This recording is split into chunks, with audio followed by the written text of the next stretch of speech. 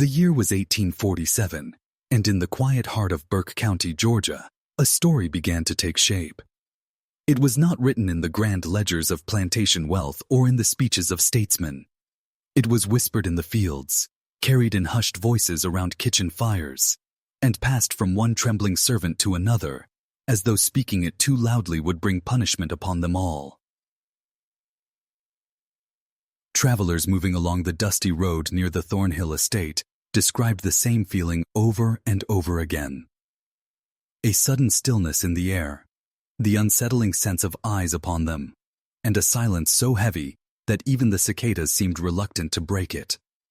The land looked no different than the other sprawling properties of the South, with its white columns and broad porches and endless cotton rows swaying in the humid wind.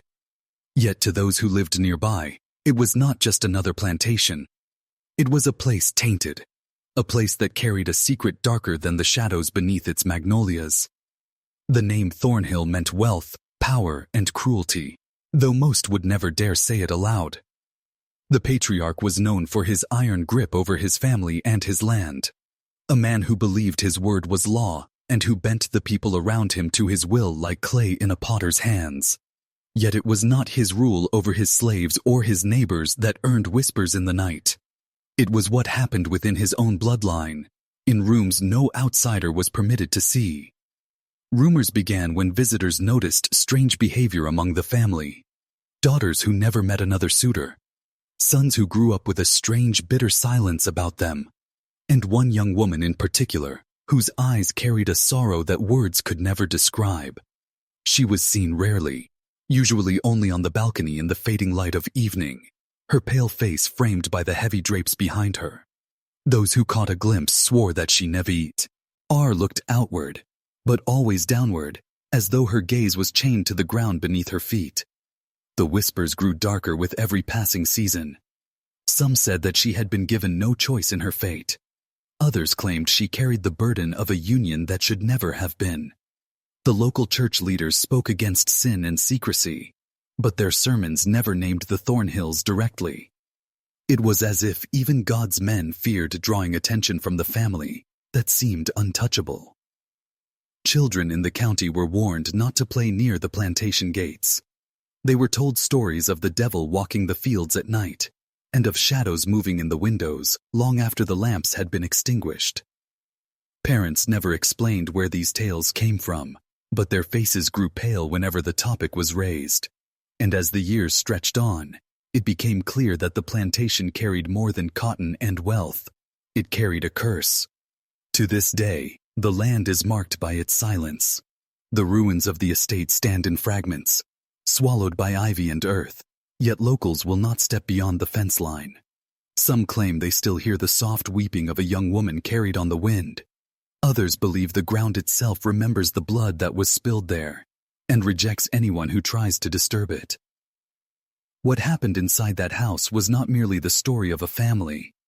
It was the story of power, control, and sin woven so tightly together that it destroyed everything in its path. It was the darkest secret of Georgia's plantations, a secret so heavy that it still hangs in the humid air of Burke County even now. And this is where our story begins. The Thornhill plantation house stood like a sentinel, rising above the cotton fields that stretched in every direction. It was a house built to impress, designed to announce wealth and status before a single word was spoken. Whitewashed columns reached toward the sky, holding up wide balconies from which the family could survey the land. The roof, dark and heavy, seemed to lean forward, shadowing the wide front steps as though to warn intruders away. Yet beneath the grandeur lay a suffocating presence. Travelers remarked that the house looked less like a home and more like a fortress. The shutters were almost always drawn, keeping the interiors hidden from prying eyes. At night, a single lamp might glow in an upper window, flickering as though it were gasping for air. Those passing by swore that the house itself seemed alive, watching them, holding its breath until they moved on. Inside, the house told a story of contradictions. The parlor was decorated with velvet curtains, polished mahogany furniture, and portraits of solemn ancestors whose painted eyes seemed to follow visitors. The hallways, however, were cold and dim, lined with rugs that muffled footsteps and doors that never seemed to open. Servants moved quickly and quietly, avoiding certain rooms altogether, as if to cross their thresholds meant inviting danger. The heart of the house was its dining hall, where the patriarch, Nathaniel Thornhill, sat at the head of the table each evening. His presence dominated the room, his silence often louder than his words. His daughter sat in rigid posture, eyes cast downward, rarely daring to speak unless spoken to. His sons carried the stiffness of men who had never been allowed to grow into their own will, their laughter buried beneath decades of stern correction. But it was not the father alone who ruled the house. It was the weight of unspoken rules, the oppressive air of secrets too dangerous to voice. Guests who visited for dinner left with more questions than answers. Why did the daughters avoid the company of outsiders? Why were the family's smiles so forced, their laughter so hollow? Why did certain doors in the upstairs hallway remain locked, even though no one was said to live in those rooms? The plantation workers whispered that the house was cursed, but their voices never carried far. They spoke of footsteps heard when the halls were empty, of cries in the night that could not be traced to any room. Some said the young mistress of the house, Catherine Thornhill, often wandered the corridors in silence, her pale hands brushing the walls as though feeling for something lost. She seldom left the estate, and when she did, her eyes betrayed a grief so deep that strangers felt unsettled simply looking at her. Catherine was the figure around which the rumors swirled. She was beautiful, but her beauty was shadowed by a heaviness she could not escape. At social gatherings, she stood apart, her smile a mere mask, her words rehearsed and fleeting. Suitors who once came seeking her hand soon stopped returning, as though some unseen force drove them away. Behind closed doors, the house kept its secrets. The locked rooms upstairs were not empty, as many suspected. They contained the evidence of choices too monstrous to speak aloud. Choices made not by Catherine, but by the man who held her life in his iron grasp. The house on the edge of the fields became more than a symbol of wealth. It became a prison, not built of stone or iron, but of blood, silence, and control. And within its walls, a darkness was taking root, preparing to spill out into the world beyond. This was no ordinary home. This was a stage where the most terrible of human sins would be enacted, hidden beneath chandeliers and polished wood, shielded by curtains and silence. And soon, those secrets would no longer remain locked behind the upstairs doors. Catherine Thornhill was not the kind of daughter her father had hoped to raise. Nathaniel Thornhill had expected obedience without hesitation, compliance without thought, and gratitude without limit. And in many ways, Catherine had learned to give him exactly what he demanded. She sat when told to sit, she spoke when given permission, and she smiled when guests were watching. But beneath that veil of submission, a quiet fire burned. From a young age, Catherine had understood that silence could be a weapon. Words could be punished, but silence could not. And so she listened more than she spoke. She memorized conversations, studied gestures, and learned to read the expressions her family tried to hide.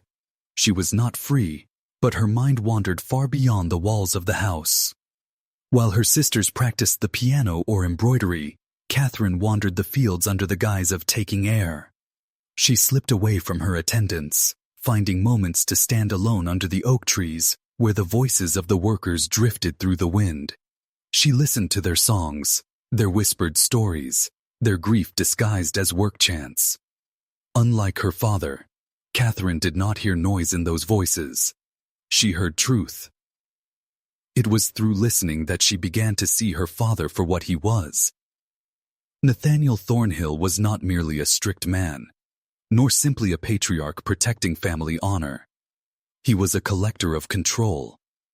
Every life within his grasp, his children's, his servants, his workers, became something to be bent, broken, and reshaped according to his will. The plantation was not simply land, it was his empire of silence. But Catherine did not intend to stay silent forever. Her rebellion began with small acts. She lingered in the kitchens longer than she was supposed to. She asked questions about herbs, about healing, about remedies passed down through generations of those who had no choice but to work under her father's roof. She slipped notes of kindness into the hands of children when no one was watching. When her father demanded she play the piano for his guests, she deliberately slowed the rhythm, turning lively tunes into dirges that unsettled the room. Her greatest defiance, however, lay not in what she did, but in what she refused to do. Catherine would not marry the men her father paraded before her. She saw them for what they were, extensions of his control, wealthy, cruel, and eager to own not only land, but the women tied to it. She feigned illness. She faked fainting spells. She conjured tears when necessary, anything to drive them away. And one by one they left, muttering that she was unstable, too fragile, too broken. That reputation suited her perfectly. Behind closed doors, however, Catherine's rebellion carried a deeper weight. She had begun keeping a hidden book, tucked between the rafters of her room, where she wrote the truths her family would never allow spoken. She wrote about the cries at night. She wrote about the rooms that stayed locked. She wrote about the faces of workers bruised and battered, about the scars no one else would dare acknowledge. She wrote about herself, about the prison of lace dresses, forced smiles, and endless silence. She wrote not for anyone to read, but because writing was the only way she could keep her mind from breaking.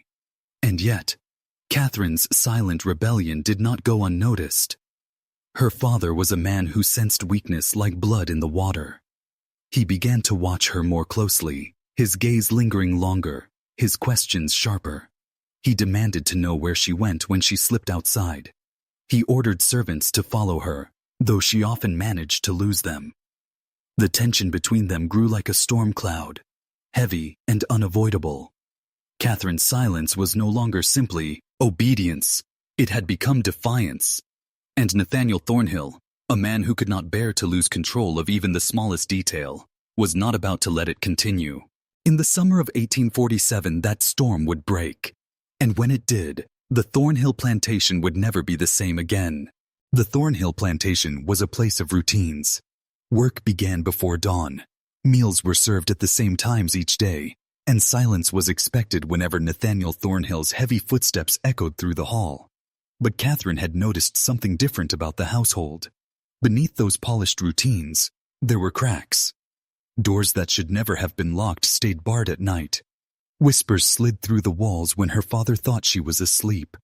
Certain servants disappeared for hours without explanation, only to return with eyes averted and hands trembling. Catherine knew there was something happening in the shadows of her own home, something her father guarded with a vigilance that bordered on obsession, and she was determined to uncover it. One evening, when the air was thick and suffocating with summer heat, Catherine waited until the house had gone quiet. She slipped from her bed, her candle flame hidden in the curve of her hand, and crept down the staircase. Every creak of the wood seemed to echo like thunder, but she pressed forward, her heart hammering. The locked door at the end of the east hall had always unsettled her. It was one of the oldest parts of the house, its wood scarred with age, the brass handle dulled from use. She had seen her father disappear behind it countless times, often dragging papers and ledgers, sometimes with strangers whose faces she never saw again. No one else in the family was ever allowed near it. That night, she found the key. It had been tucked away in his study, dangling from a chain with dozens of others, all of them identical except for one with a jagged, uneven edge. She had stolen it earlier that day, slipping it into the pocket of her dress with shaking fingers. Now she slid it into the lock. For a moment, she thought it would not turn. Then, with a grinding protest, the door opened. Inside, woe, as not the office she expected. It was something much darker. The room was lined with shelves of ledgers, documents stacked in endless piles. But the air smelled not of ink and dust, but of something damp and rotting. In the far corner stood a trunk, its iron latch rusted but still secure. The candlelight caught on deep scratches carved into its lid, as though someone had tried to claw their way out. But it was not the trunk that froze Catherine in place. It was the wall. Pinned across the wooden boards were scraps of fabric, ribbons of dresses, locks of hair tied neatly with string. Each one was labeled with dates. Some stretched back years, others were recent, too recent. And in the center of it all was a portrait, her mother's portrait. Catherine staggered back, her breath caught in her throat. Her mother had died when she was young, or so she had always been told. But why was her image placed at the center of this grotesque shrine? Why were scraps of belongings, tokens that clearly belonged to women, collected like trophies? Before she could move, the floor groaned behind her. "You should not be here." The voice belonged to someone she trusted, one of the older servants who had been in the house longer than she had been alive. His face was pale, his eyes frantic. He shut the door quickly, his hands shaking as he pressed it closed. "You don't understand," he whispered. "If he knows you've seen this, you won't make it out alive." Catherine demanded answers, but the man only shook his head, his voice trembling. "There are things in this house that are older than you, older than me. Your father made a pact, and once a pact is made, it cannot be undone. Not without blood." The words sank into her chest like ice. A pact. A secret deal her father had buried in silence. A deal that explained the strange rituals, the locked doors, the eerie way tragedy seemed to cling to the Thornhill family.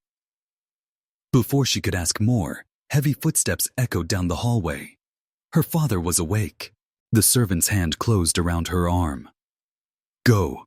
Pretend you saw nothing. Forget this room exists." His voice broke. "For your sake, and for mine." Catherine fled, her candle snuffed out in her haste. But she knew one thing with certainty. She could not forget. The truth was in her grasp, and the Thornhill curse had just begun to reveal itself. The next morning, the Thornhill plantation looked the same as always.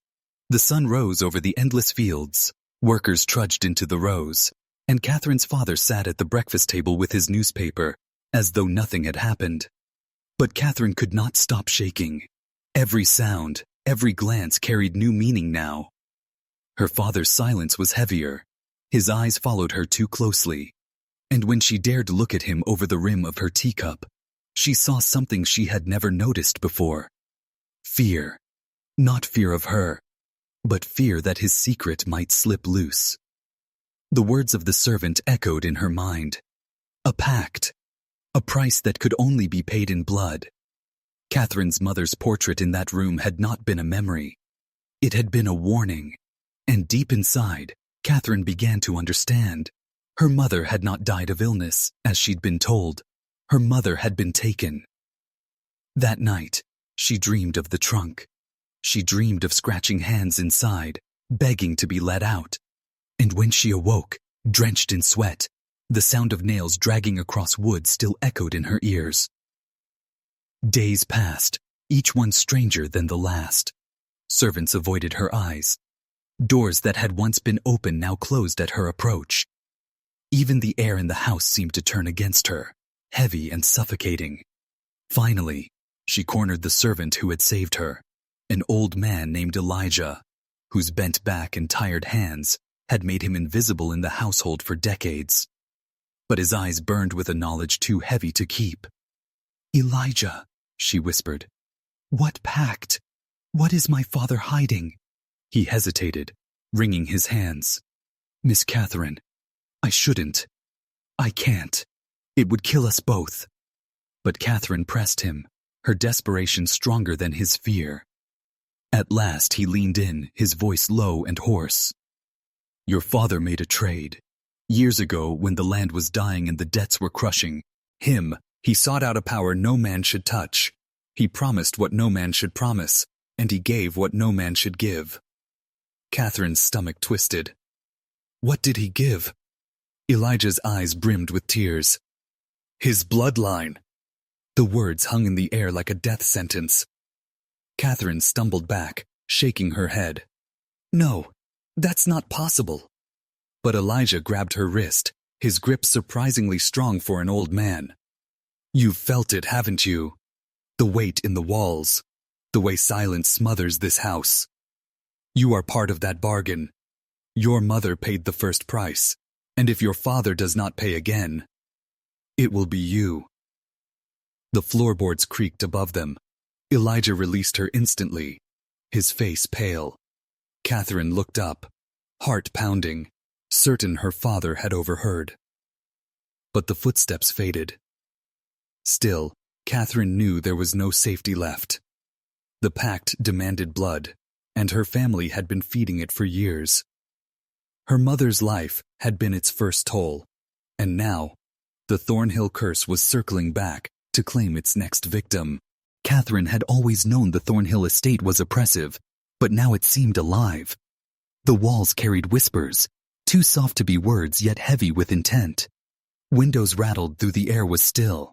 The great oak beams groaned, not from age, but as though they strained under some unseen weight. At night, Catherine began to notice things she had never allowed herself to see before. In the hallway, the portraits of her ancestors seemed to lean forward ever so slightly, their painted eyes following her. The polished wood of the banister was sticky, as if touched by unseen hands. When she passed the grand mirror in the entryway, her reflection lingered half a second longer than it should, as if someone stood on the other side of the glass, mimicking her movements. Sleep became impossible. Each time she closed her eyes, the scratching of nails on wood returned.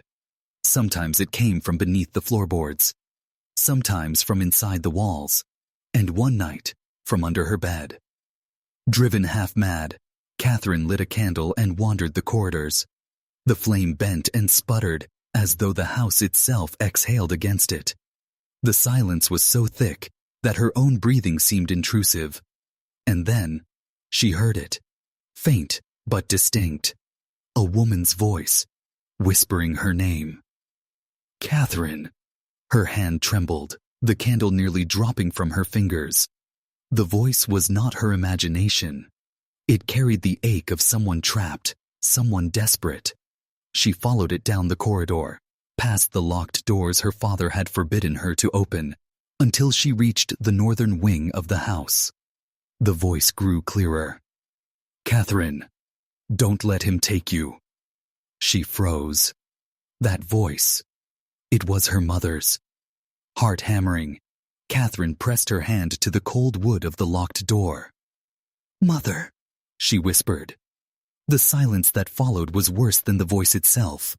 And then, slowly, his sound of weeping seeped through the cracks. Her candle flickered violently, then died, plunging her into blackness. In that moment, Catherine realized the truth Elijah had tried to warn her of. The house was not just haunted by memories. It was the cage for something living, something bound by her father's bargain. The house itself was the prison, and the prisoner still called to her. Catherine staggered back, clawing at the darkness, and the weeping followed her down the hall, echoing through the bones of the estate. The Thornhill house was not just watching her. It was waiting. Elijah Thornhill had always worn authority like armor. His words were iron, his gaze unflinching, his will unquestioned. But Catherine began to notice the cracks. He no longer walked with the steady confidence of a master of his land. His steps faltered in the long halls. His hands twitched when they hovered over doors he himself had locked. He no longer slept in the master bedroom, but in the study, as if he feared something waiting for him in the dark. At meals, Catherine sat across from him and studied his face in the glow of the chandelier. His eyes darted too quickly from shadow to shadow. He jumped when silver clattered against china. The mask of power remained, but behind it, fear gnawed at him like a rat in the walls. "Father," Catherine said one night, her voice careful, "why are the doors in the northern wing sealed? Why do I hear voices there? Elijah froze, the knife in his hand trembling against the meat on his plate.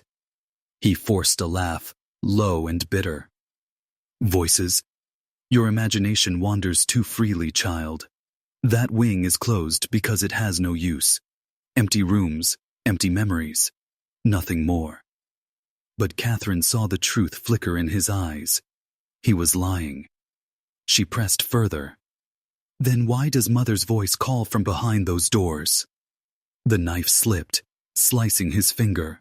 A bead of blood welled up, and for a moment, Elijah simply stared at it, transfixed. His lips curled into something that was neither a smile nor a grimace. A grotesque stretch of flesh that revealed his teeth. You will not speak of her again, he hissed, his tone snapping like a whip. Do you understand, Catherine? That name has no place in this house.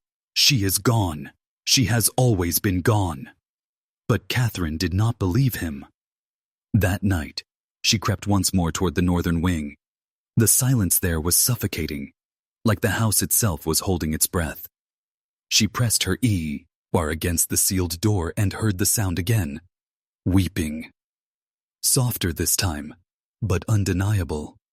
And then, from behind her, a voice. Catherine. She spun around, her candle jerking light across the corridor. Her father stood there in the dark, his eyes wide, his shirt still stained with the bead of blood from dinner. His expression was strange, almost pleading.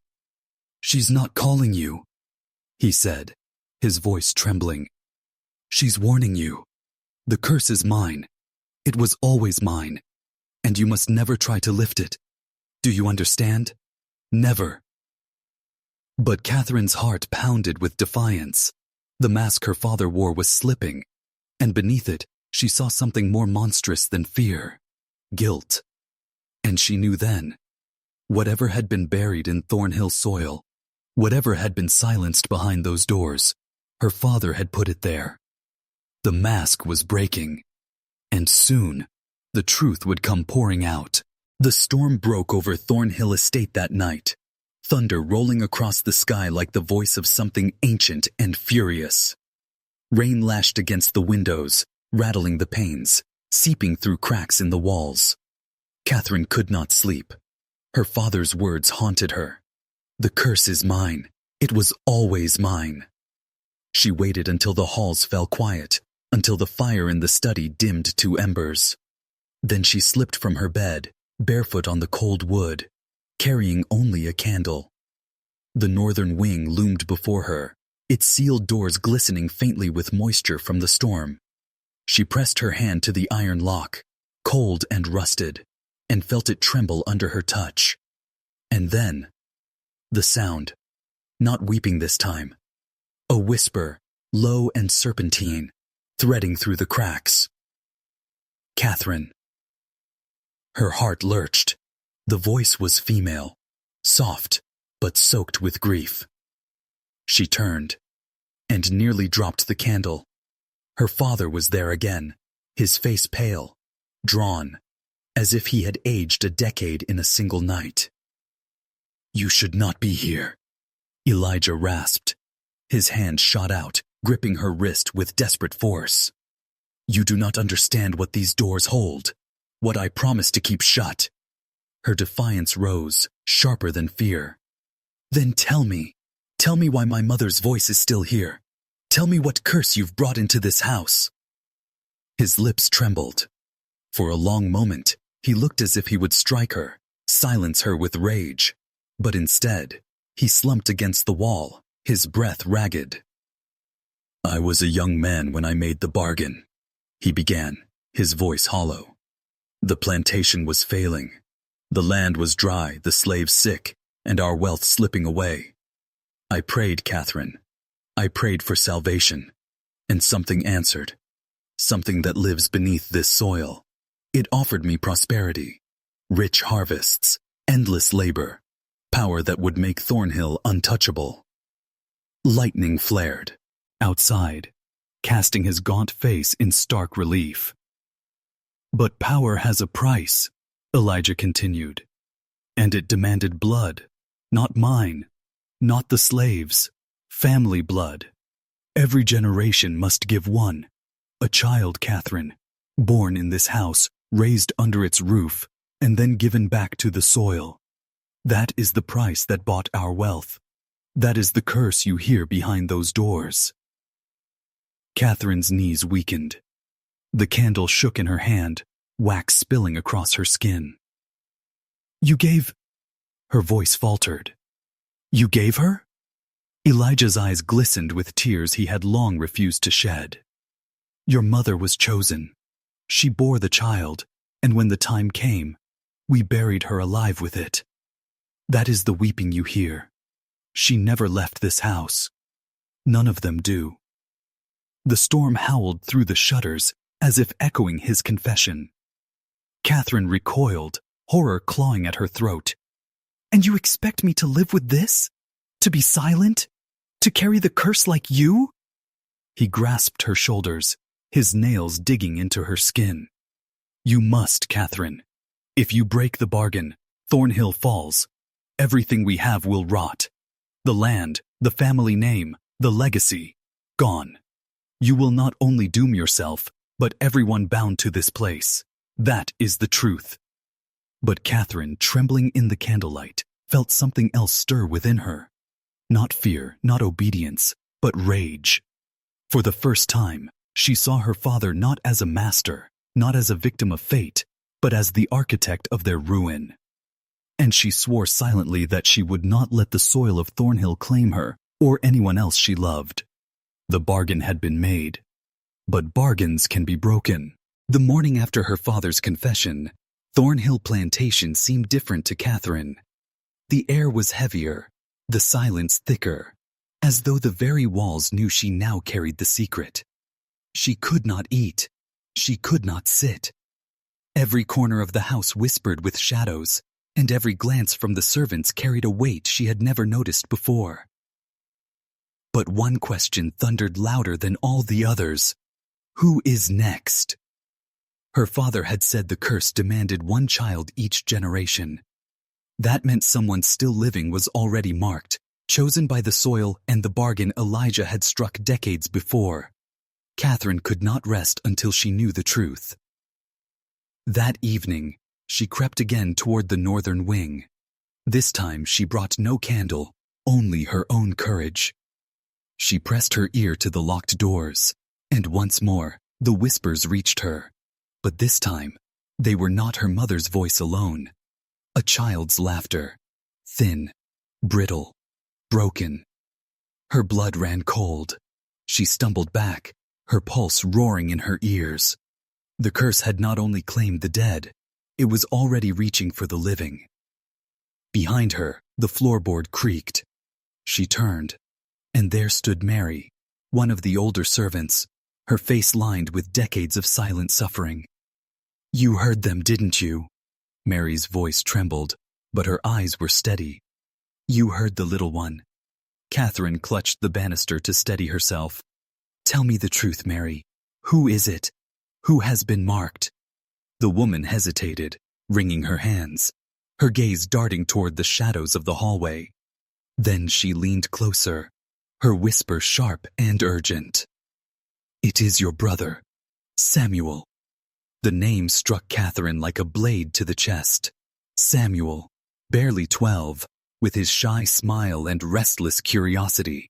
The boy who still brought her wildflowers from the fields, who followed her like a shadow, trusting her with the innocent loyalty of a child. No. Catherine's breath caught. No, not him. He's only a boy. Mary's eyes brimmed with tears. The soil does not care for age. The curse does not care for innocence. The master knows. He's already preparing. Catherine staggered back, her mind reeling. Her father, her own father, was ready to sacrifice his son to the same bargain that had already swallowed her mother. Rage surged in her veins, hot and blinding. She would not let Thornhill soil devour Samuel, not while she still had breath. That night, she crept into her brother's room. Samuel stirred as she sat beside him, his eyes fluttering open in the dim moonlight. "Catherine," he murmured, his voice thick with sleep. She pressed her hand to his cheek, her voice breaking. "Listen to me, Samuel. Promise me something. If I tell you to run, you run. Do not look back, no matter what you hear. Do you understand?" Confused, frightened, but trusting her as he always did, the boy nodded slowly. "I promise." Catherine kissed his forehead and rose to her feet. She had made her choice. If the soil demanded blood, it would not take her brothers. If Thornhill's curse demanded a sacrifice, then she would fight until her last breath to give it none. But she also knew this. Bargains are greedy, and the soil beneath Thornhill would not surrender its chosen victim without a fight. The night after Samuel's name was revealed, the Thornhill plantation seemed alive in a way Catherine had never felt before. The walls pulsed with a strange vibration, as though the house itself was breathing. The wind that rattled the shutters carried voices, whispering and groaning in tones that made her skin crawl. Her father had locked himself in his study. The key had turned sharply, and Catherine had heard the dragging of heavy furniture against the door, as if even he feared something might force its way inside. She wondered if he prayed or plotted, but one thing was certain. He was preparing to honor the bargain, no matter the cost. At midnight, the bells in the chapel tower tolled, though no hand pulled the rope. Each deep, echoing chime seemed to sink into the earth, stirring whatever lay buried beneath the plantation. And then came the sound from the fields. Drums. Not loud, but steady. A rhythm that rolled like thunder beneath the soil.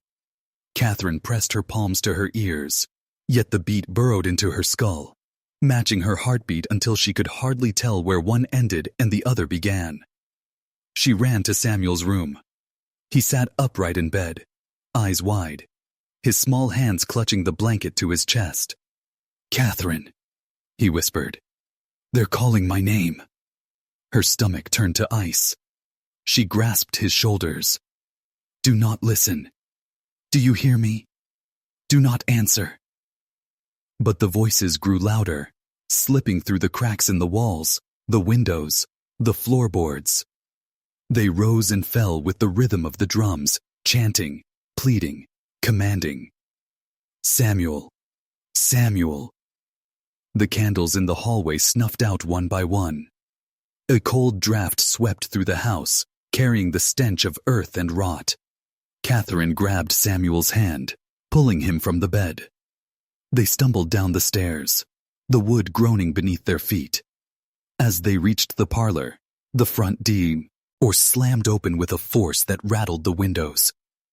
There on the threshold, the night pressed in, thick and unnatural, a darkness that seemed to move like liquid. Within it, faint figures shimmered, shadowy silhouettes of men and women, their faces lost to the void, their limbs bent at unnatural angles. And at the center stood Elijah Thornhill. His eyes glowed with a pale fire. His mouth curled into something that might have been a smile, but it was too wide, too sharp. His voice was the same as in her father's confession, deep and hollow, carrying the weight of the bargain. "The soil remembers," he said. "The debt must be paid." Samuel whimpered, clutching Catherine's arm, but she stepped in front of him, her body trembling though her voice was steady. "No," she said. "Not him, not tonight." Elijah's figure tilted its head, studying her. Then the shadows surged forward, filling the room with a suffocating chill. The air reeked of damp earth, and the floor quaked beneath them as if the plantation's very foundation sought to swallow them whole. The summoning had begun, and Catherine understood. The soil would not be denied without blood.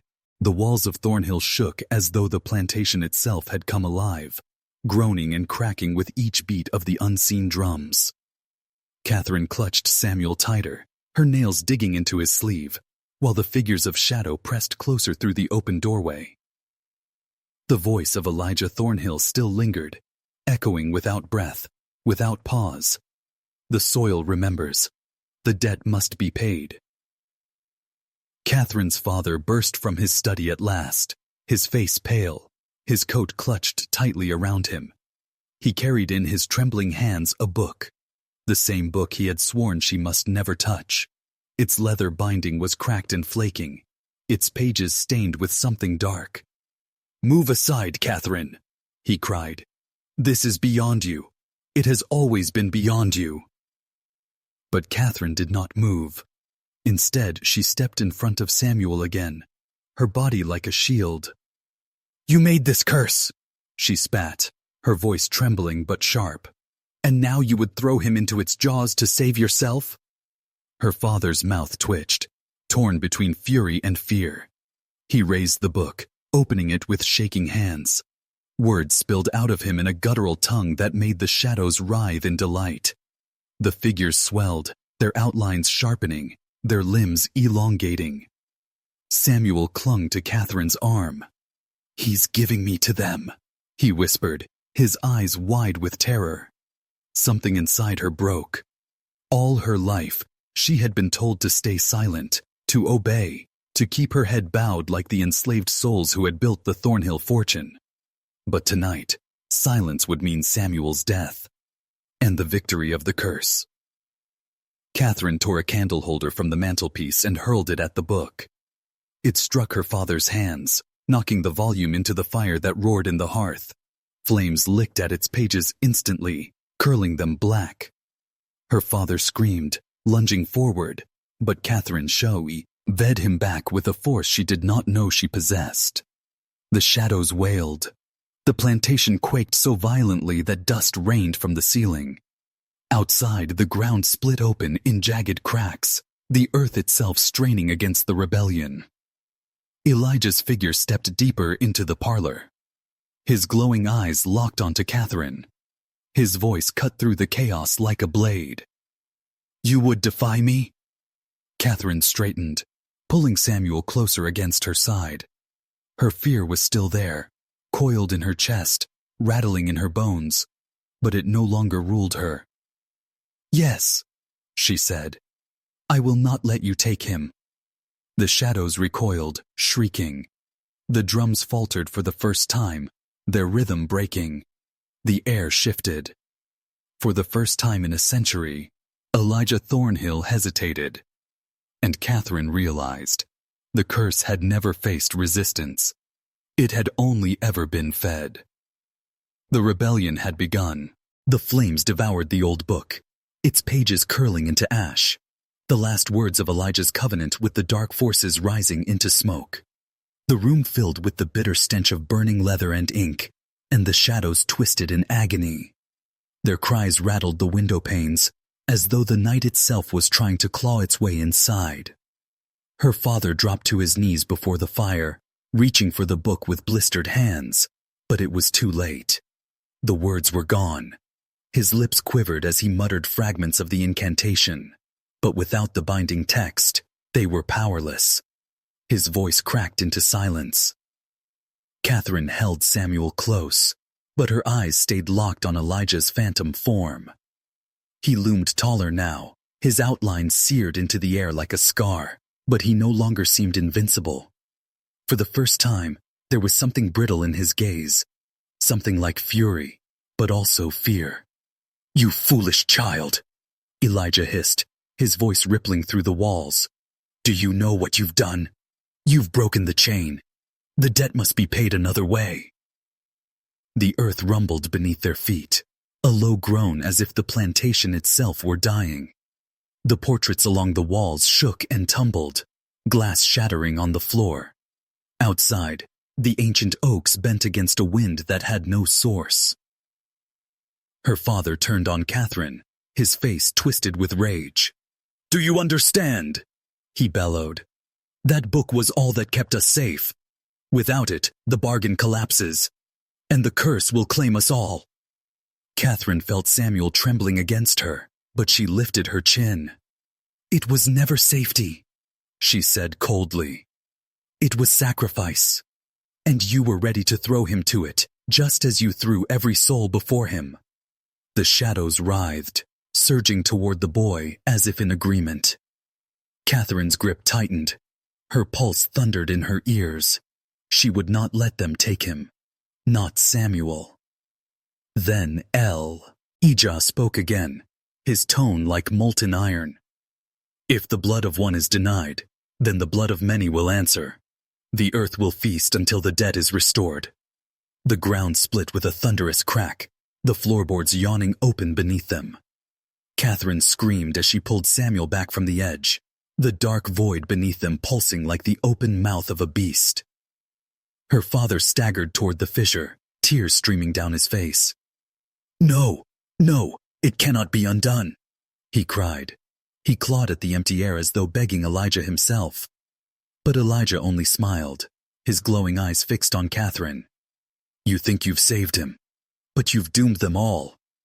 The plantation roared like a wounded animal, walls splintering, timbers groaning. Catherine clutched Samuel to her chest and dragged him toward the door. Her father's sobs echoed behind her, but she did not look back. The bargain was broken. The curse no longer demanded just one life. It would demand them all. The sky over Burke County turned the color of bruised flesh, rolling with thunder though no storm clouds had been forecast. From the cracked earth beneath the plantation house rose a smell so foul it seemed to choke the air itself. A mix of rot, sulfur, and smoke. Catherine dragged Samuel through the shattered halls, the child's bare feet skidding against broken glass and splintered wood. The house groaned like a dying creature, beams snapping above them. Every painting on the walls, the stern faces of ancestors who had prospered on cruelty, seemed to melt in the shadows, their eyes weeping black streaks. Outside, the fields that once swayed with cotton had come alive. The soil churned, as though unseen hands clawed their way upward from beneath. Faint cries, half human, half something else, rose from the ground. The souls sacrificed in silence for generations had found their voices at last, and they screamed for release. Her father stumbled after her, hair disheveled, face slick with sweat and tears. "Catherine!" he roared, voice cracking with desperation. "Give him to them! Do you hear me? Give the boy, and it ends here." But she didn't falter. Her grip on Samuel's hand was iron. "No more," she spat, her voice raw. "You fed this land with blood until it drowned in it. You let Elijah chain us all in darkness. I will not let it take him." From the doorway, Catherine turned and saw Elijah standing at the far end of the collapsing hall. His figure was taller now, warped into a mockery of a man, his features no longer fully human. His eyes glowed with the pale fire of the grave, and his smile stretched too wide to be flesh. "You think yourself brave," Elijah hissed, his voice carrying through the house like a blade. "But bravery burns just the same." And with that, the walls burst into flame. Not red fire, but a strange, unnatural blaze. Green and black, licks, king upward as though alive, hungry. Smoke curled like hands reaching for them, each tendril whispering in forgotten tongues. Catherine shielded Samuel as debris rained down. She pushed him into the night air, stumbling into the yard as the plantation groaned and began to collapse inward. The fields howled. The trees bent until they snapped, their branches flung like spears. From the fissures in the earth poured shadows. Not mist, not smoke, but writhing shapes, shrieking with a fury centuries old. Her father fell to his knees at the threshold, arms outstretched. "Take me," he begged the shadows. "Take me instead. Spare the land, I beg you." But the shadows ignored him. They had waited too long, suffered too much. One by one, they wrapped around him, pulling him toward the fire. His screams rang out across the field, high and pitiful, until they cut off in a single snap. Catherine covered Samuel's eyes, pulling him away, but she couldn't block the sound, the terrible silence that followed. The plantation house collapsed in on itself with a roar, fire leaping skyward. For miles, the people of Burke County would see the blaze that night and whisper of it for generations. And still, beneath the roar of flames, Catherine could hear Elijah's voice, faint but unyielding, carried on the wind. This is only the beginning. Catherine staggered across the scorched yard, her dress torn and her arms burned where sparks had licked her skin.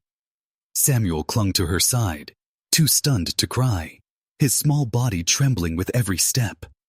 Behind them, the plantation burned like a pyre, a beacon of horror that lit up the night for miles. The air was thick with ash. Every breath Catherine drew felt like inhaling embers. Yet she pressed forward, her eyes fixed on the dirt road that cut through the fields and led into the black woods beyond.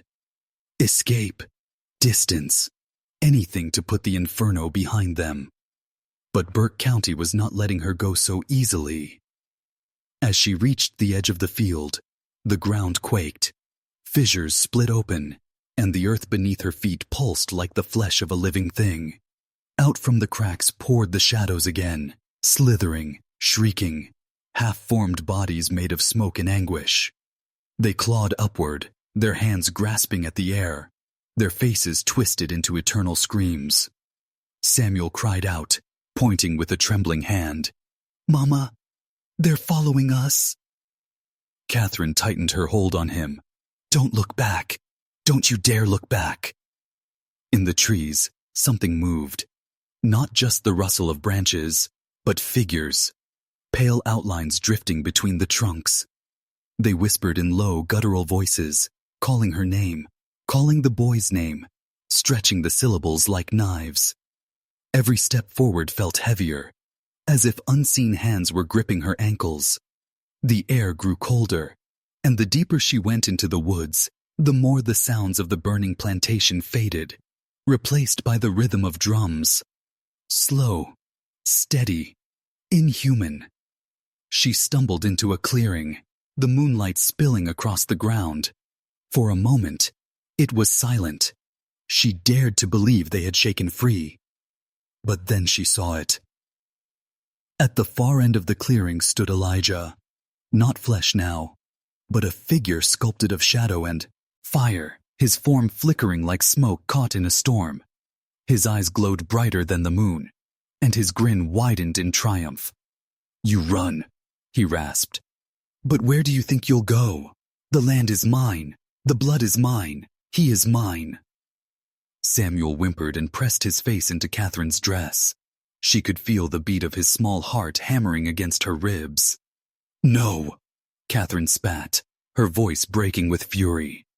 "He's mine, and I'll burn with him before I let you take him." Elijah's form shifted, towering, his shadow spreading until it covered the clearing. The trees themselves bent away, as if trying to flee. His laughter shook the ground. The drums grew louder, faster, until it felt like they were inside Catherine's skull. The shadows closed in, circling the clearing, whispering in dozens of voices, names, curses, prayers twisted into blasphemy. Catherine fell to her knees clutching Samuel. For the first time, her resolve faltered. The weight of generations pressed down upon her, and she felt herself sinking under it. But Samuel lifted his head. His small voice, weak but clear, broke the chanting. "Mama, listen." The boy raised a hand, pointing toward the trees. And there, through the whispering shadows, came another sound. Bells, church bells, faint but ringing, carried on the night air from miles away. The sound cut through the curse like a blade, scattering the whispers. For a heartbeat, Elijah's form flickered. Catherine's eyes widened. A chance, a sliver of hope. Without another word, she rose and dragged Samuel back into the woods, running toward the distant chime of salvation. Behind her, Elijah's roar split the night, furious and unholy. And so began their final flight from Burke County. A race not just against the curse, but against the night itself. The church appeared out of the darkness like a ghost.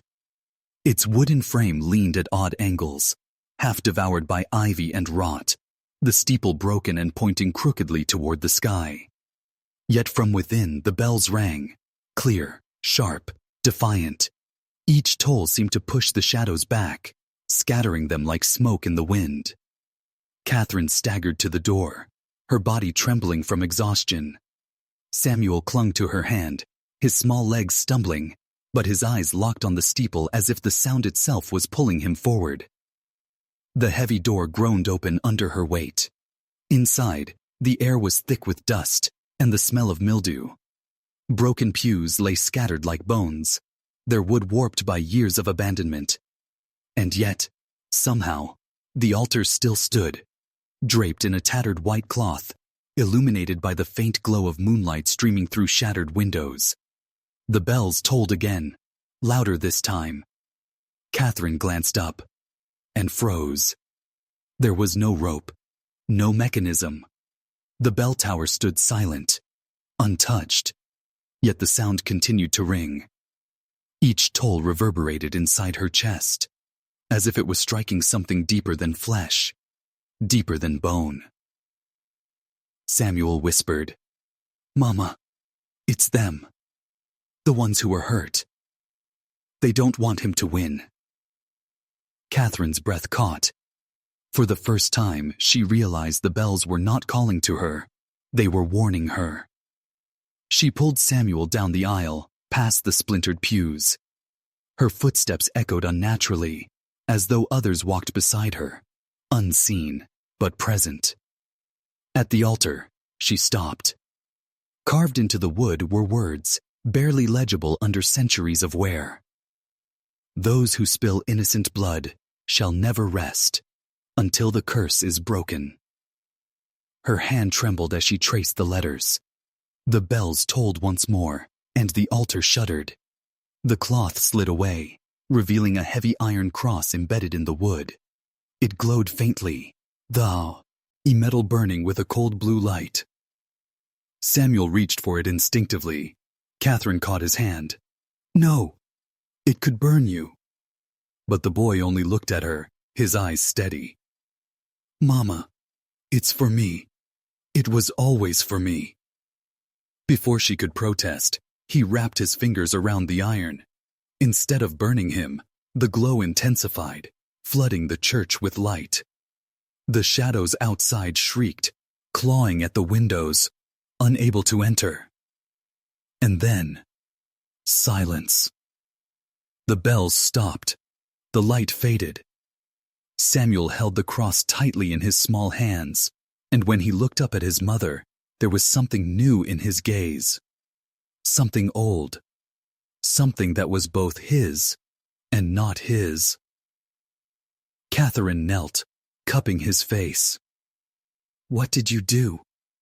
Samuel whispered, his voice distant, almost layered with another. "I think I called them here. All of them." From the dark corners of the church, shapes began to appear. Not shadows this time, but outlines of people. Women, men, children.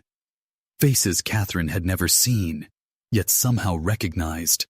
The victims. The forgotten. They bowed their heads toward Samuel, and one by one, they raised their hands in silent blessing. The boy held the cross higher, and the church trembled as the air thickened with a presence that felt both holy and terrifying. Catherine realized then, this was not deliverance. This was preparation. The final confrontation had come. Elijah Thornhill stood in the threshold, a figure swallowed by the storm raging behind him. His coat whipped in the wind, his face pale and lined with fury. But it was his eyes, burning with a light that was neither human nor sane, that froze Catherine's blood.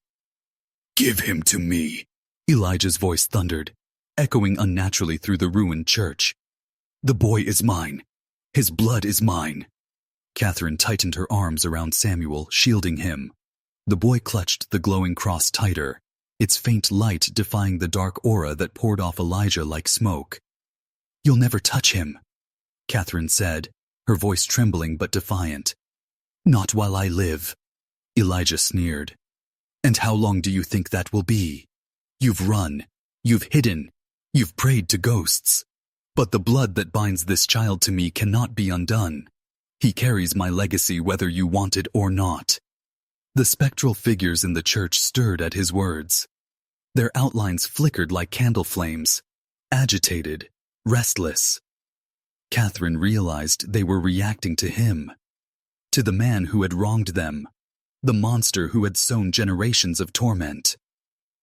Samuel stepped forward, his small frame glowing faintly in the light of the cross. "You hurt them," he said, his voice calm but cutting. "You hurt everyone, and now they're not afraid of you anymore." For the first time, Elijah's sneer faltered. His eyes darted to the specters gathering in the shadows. They were no longer cowering. They were standing, shoulders squared, eyes fixed on him with something he had never faced before. Resistance. "No," Elijah spat, his fury returning. "They belong to me, just as he does." He raised his hand, and the storm surged inside the church. Windows shattered, pews splintered, the altar trembled. The air grew thick with the stench of sulfur and smoke. But Samuel did not flinch. He lifted the cross higher, and its light blazed, cutting through the storm like a blade. The specters moved closer, surrounding Elijah, their silent presence pressing against him from every side. Elijah roared, his voice cracking like thunder. "You cannot defy me! I am the blood! I am the master!" The specters closed in. Their faces were calm, resolute. Some were women with hollow eyes, some men with broken backs, some children with empty gazes, all bearing the marks of his cruelty. "You are nothing," Catherine whispered, her eyes locked on him. "You were never a master. You were only a coward who preyed on the helpless." Elijah lunged forward, but the specters seized him. His scream tore through the church as they pulled him down, their ghostly hands clawing into his flesh, not with hatred, but with justice long denied. The cross in Samuel's hands burned brighter and brighter until the light consumed everything. Catherine shielded her eyes, clutching her son as Elijah's voice faded into silence. And then, there was nothing. Only the toll of the bells. Soft, mournful, final. The storm outside stilled. The air cleared. The church stood quiet, filled only with the faint glow of peace. Samuel leaned against his mother, exhausted, the cross now cool and dim in his hands. "It's over, Mama," he whispered. "He can't hurt us anymore." Catherine pressed her forehead to his, tears streaming down her face. She wanted to believe him. She desperately wanted to believe. But in the silence that followed, a thought gnawed at her heart. What if this was not the end? The church smelled of rain and old stone, its shadows softer now that Elijah's presence had been ripped away. Catherine sat in the front pew, Samuel's head resting against her lap. He had fallen into a deep, dreamless sleep, the wooden cross still clasped in his small hand. For the first time in years, there was quiet. No whispers in the walls, no footsteps in the dark, no phantom eyes burning holes into her soul. Only silence. But Catherine knew silence could be its own kind of curse. The specters who had dragged Elijah into the void lingered at the edges of the sanctuary. They did not look at her with anger anymore, only with a kind of weary relief. Their eyes, hollow yet full of meaning, rested on Samuel. "You freed them," Catherine whispered, her voice barely audible. But at what cost? The oldest specter, a woman with sunken cheeks and a shawl wrapped tight around her shoulders, stepped forward. Though her mouth did not move, Catherine felt her words seep into the air like smoke. "The price is silence." Catherine's breath caught. "Silence?" The woman nodded, her face unreadable. "Elijah's blood carries a weight that cannot be erased. If the world learns the truth, the curse will spread. It will not die with him. To protect the boy, to protect yourselves, the story must be buried. Never spoken, never told." Catherine's heart sank. For years she had carried the burden of Elijah's sins, the shame of secrets that rotted her family from within. And now, just when she thought she had broken free, she was being asked to bear a new silence. Her eyes moved to Samuel. He shifted in his sleep, murmuring softly, his grip tightening around the cross. He was just a child, innocent, unprepared for the weight of legacy. Could she truly condemn him to a life lived in shadow? A life where he could never speak of who he was? The bells tolled once more, their sound heavy and slow, as though sealing a pact. Catherine bowed her head, her tears dripping onto Samuel's tangled hair. She understood. If it meant keeping him safe, if it meant shielding him from the sins of the past, she would carry the silence. But in that moment, a realization twisted deep in her chest. Silence was not only protection, it was also erasure. The victims who had suffered deserved to be remembered, their stories told. And now, once again, they were being consigned to darkness. The specters began to fade, their outlines dissolving into the air. One by one they vanished, until only the woman in the shawl remained. She looked at Catherine with eyes that seemed almost kind, almost sorrowful. "Remember for yourself," the voice whispered, low and final. "But speak to no one." And then, she was gone. Catherine sat alone in the church, Samuel breathing softly against her, the cross lying between them like a fragile promise. She had won. She had survived. She had saved her son. But victory had left her with a silence more suffocating than any scream. And she knew it was only a matter of time before silence itself began to demand a price she could not bear. The path back to Thornhill was choked with fog. Catherine carried Samuel in her arms, his small body still heavy with exhaustion. The rain had thinned to a mist, clinging to her skin like cold breath, and every step felt as though the earth itself resisted her return. The plantation loomed ahead, a black skeleton against the pale horizon. Its windows glared down with lifeless eyes, its roof sagged under centuries of decay, and its fields stretched out like the scars of a wound that refused to heal. Catherine hesitated at the gates. For a fleeting moment, she thought of turning away, of fleeing the land forever. But the truth gnawed at her heart. This place was Samuel's inheritance, Elijah's legacy, and her own prison. If she abandoned it, she feared the curse would linger, festering until it found them again. Inside, the air was thick and stale. The smell of mildew clung to the walls, mingling with something faintly metallic, like blood that had seeped too deep into the floorboards to ever fade. The house was quieter than it had ever been. No whispers, no phantom footsteps, no creaking of invisible doors. Only silence. Samuel stirred against her shoulder. His eyes fluttered open, wide and glassy. "Mama," he whispered. "It's watching." Her skin prickled. She turned her head, but there was nothing there, only the long corridor stretching into shadow. Still, she knew he was right. Thornhill was watching. She laid him in his bed, brushing damp curls from his forehead. He clutched the cross tightly, as though he feared it might be stolen in the night. Catherine kissed his cheek, her lips trembling. When she stepped into the hall, the door slammed behind her with a force that rattled the glass panes. She spun around, her pulse leaping, but Samuel did not stir. The air around her shifted, heavy and suffocating, as if the house itself had exhaled. "You will not let us go, will you?" she whispered into the darkness. The silence that followed was not empty. It was an answer. Catherine moved down the corridor, her footsteps echoing in hollow rhythm. The portraits of Elijah's ancestors lined the walls, their eyes painted to follow, their mouths curled in knowing smirks. She could almost hear them whispering, a chorus of voices she had been ordered never to repeat. But beneath the weight of fear, a new fire flickered inside her chest. For too long, She had been a prisoner of this house, of Elijah, of silence itself. She thought of the specter's final words. Remember for yourself, but speak to no one. No. Catherine's jaw tightened.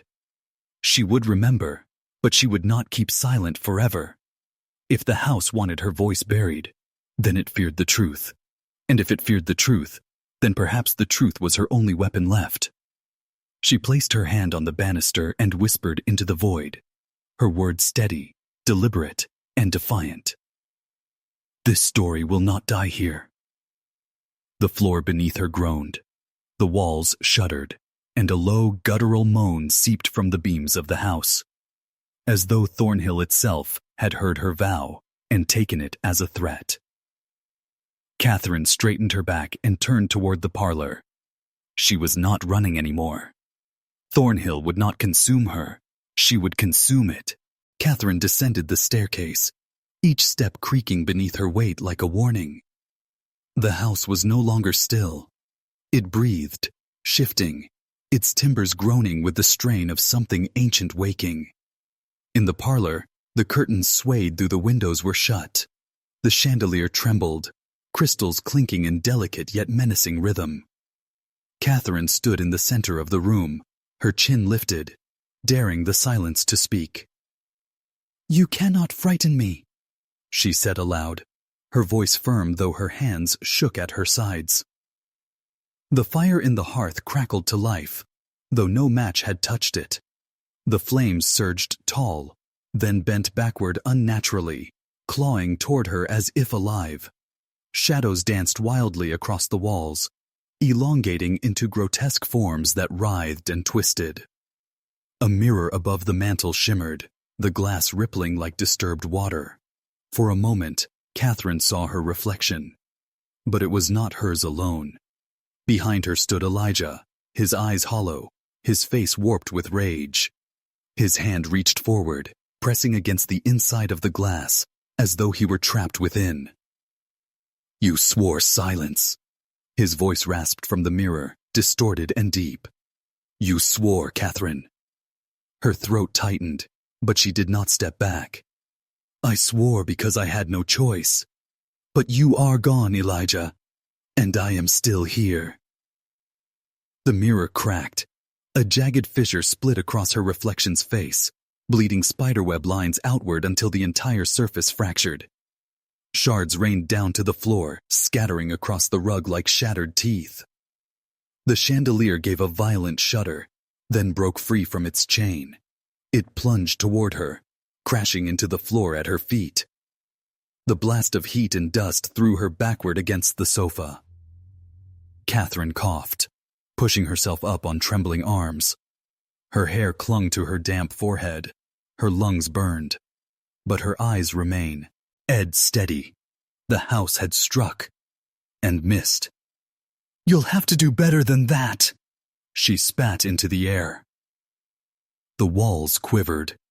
A low rumble rolled through the floorboards, deeper than thunder, as though the house itself growled in fury.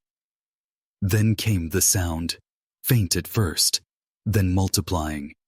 Footsteps, dozens, maybe hundreds, marching across the upstairs halls, pounding down the staircases, echoing through every corridor.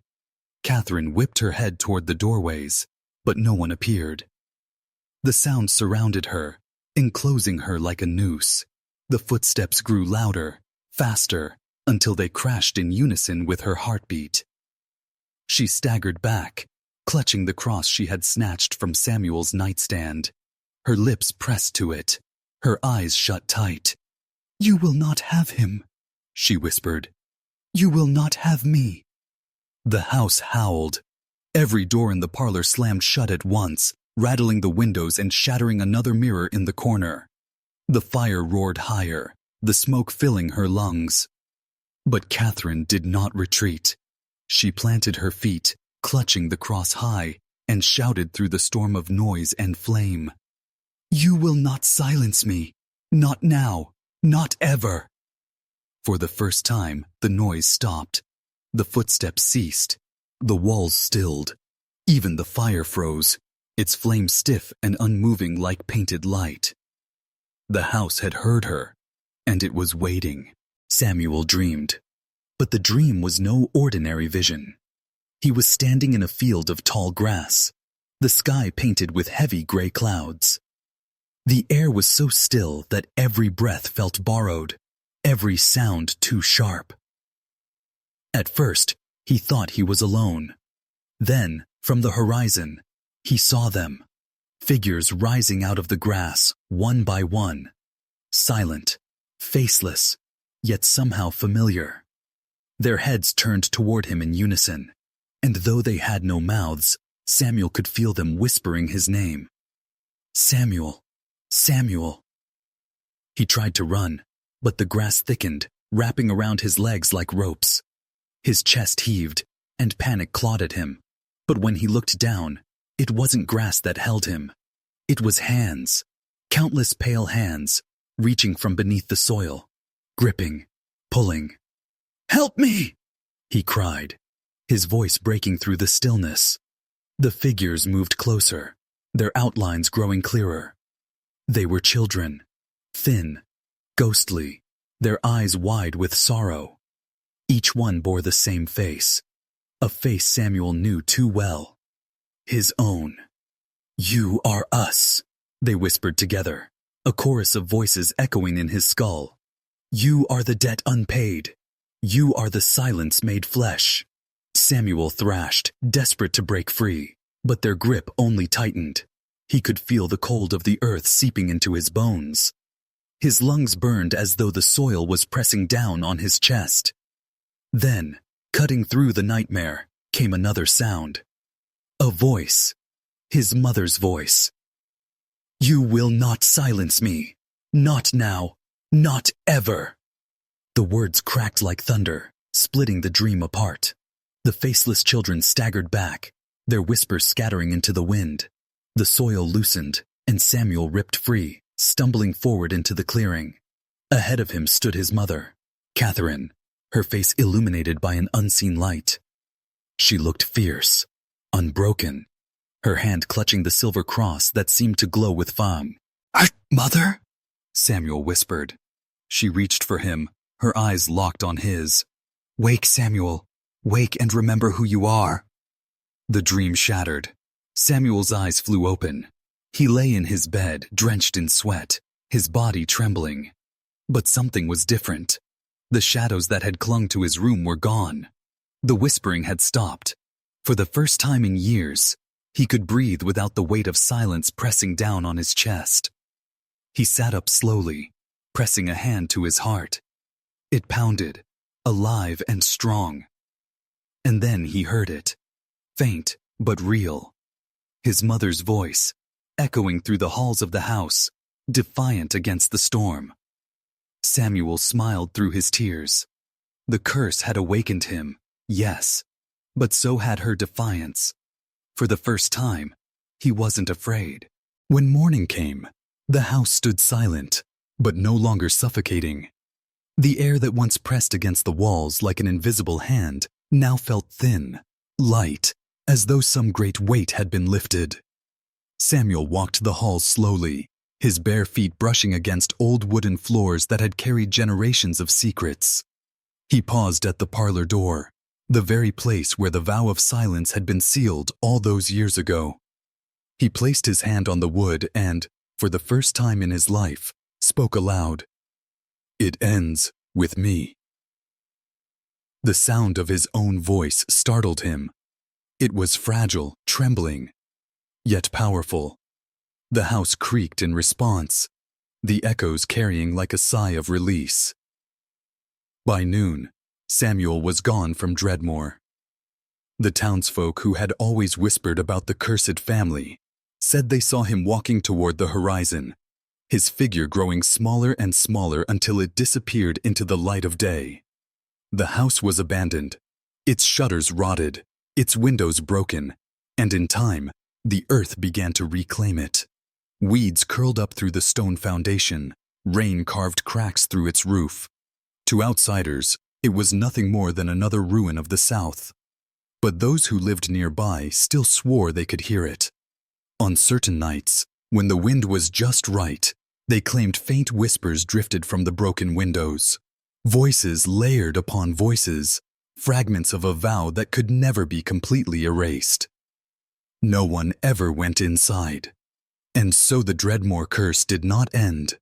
It simply waited,